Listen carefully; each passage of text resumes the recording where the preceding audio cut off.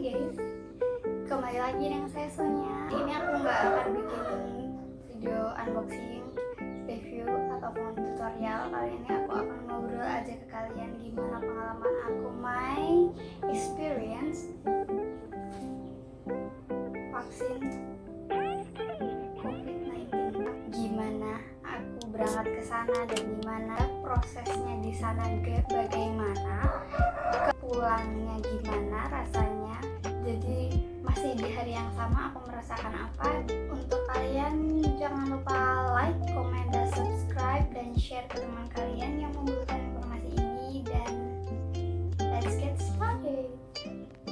Aku dijadwalkan untuk melakukan vaksinasi COVID.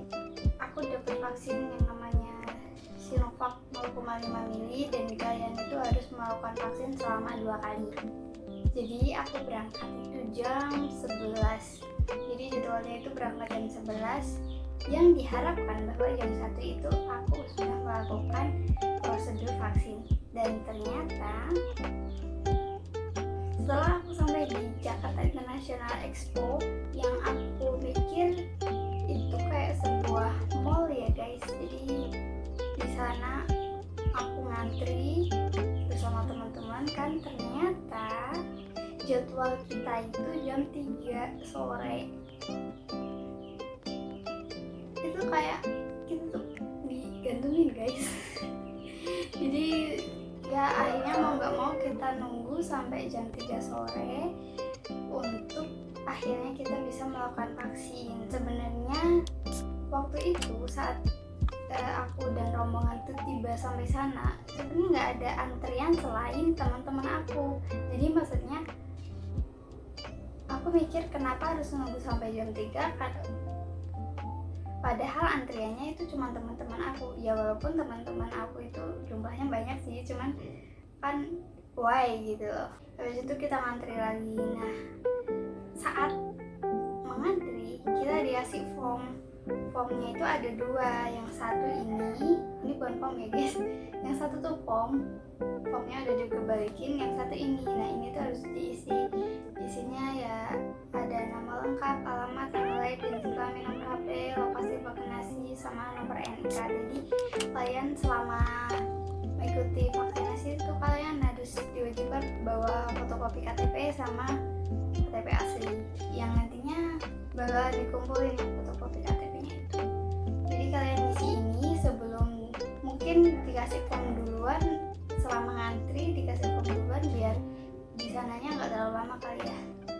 Jadi setelah isi formnya itu kayak hampir lebih ke seperti ini, data diri, tapi isinya juga ada kayak riwayat kesehatan kalian gitu, kayak apakah kalian pernah demam, apa kalian mengidap penyakit ini, penyakit itu, yang asma, yang sebagainya gitu loh. Jadi dari daftar itu, dari daftar riwayat kesehatan itu, jika emang ada di antara kalian yang mencoret iya, saya pernah kayak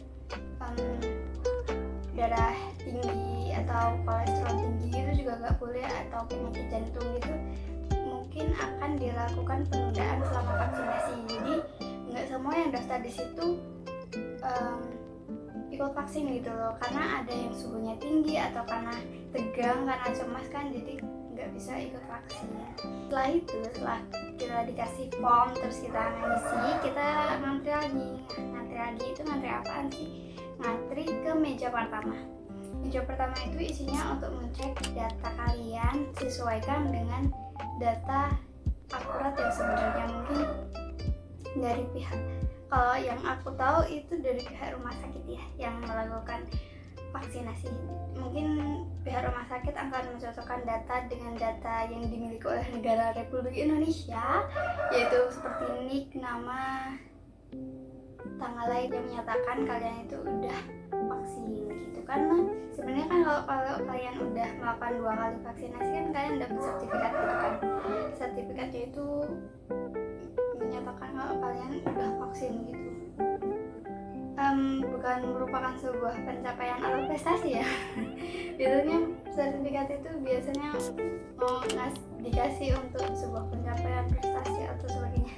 Jadi karena kita COVID kita dapat sertifikat. dapat sertifikatnya. Tahu lah kenapa harus dikasih sertifikat gitu. Setelah di meja pertama aku ngantri untuk di meja kedua. Di meja 2 ini aku melakukan cek suhu, terus tadi kan aku isi riwayat kesehatan aku, apakah aku demam selama beberapa hari ini, apakah aku punya pengidap asma atau sebagainya gitu. Terus aku dicek tekanan darah. Nah di situ waktu itu aku tekanan darahnya rendah. Kalau aku mikirnya karena begadang sih ya.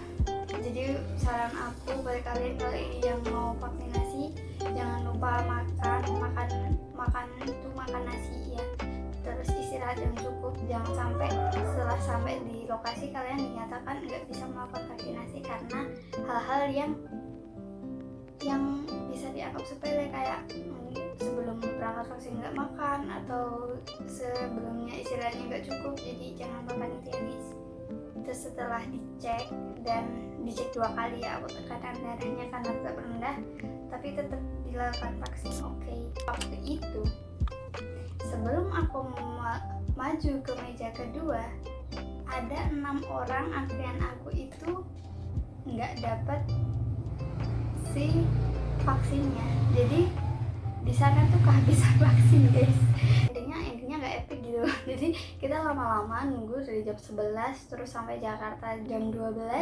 Dari jam 12 kita harus nunggu sampai jam 3. Di jam 3 nya ternyata setelah antrian yang begitu panjang, vaksinnya habis.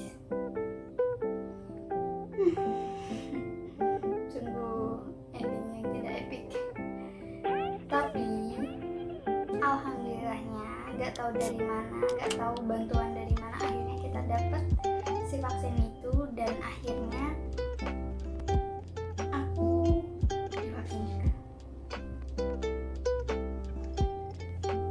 Aku divaksin yang di tangan yang kiri. Dan kalian tahu vaksinnya gimana? Di tempatnya aku tuh vaksinnya tuh gini